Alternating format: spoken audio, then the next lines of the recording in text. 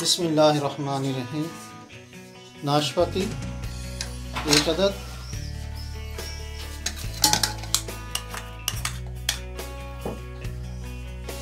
Strawberry,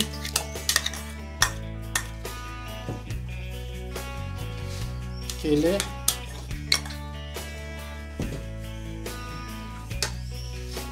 चना उबला हुआ, सेब,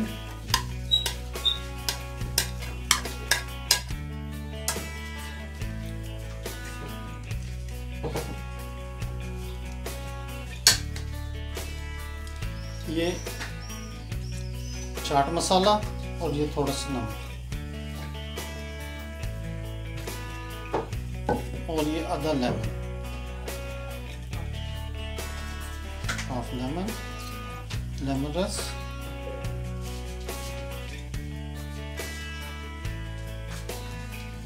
और ये होममेड मीठी चटनी घर पे बनाएंगे।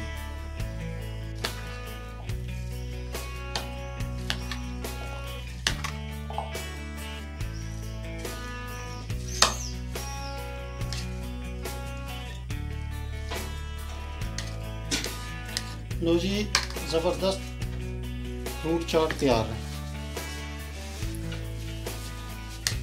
ये जो हमने चटनी बनाई हुई है होममेड, आपको चीनी वगैरह डालने की किसी चीज़ की ज़रूरत नहीं है।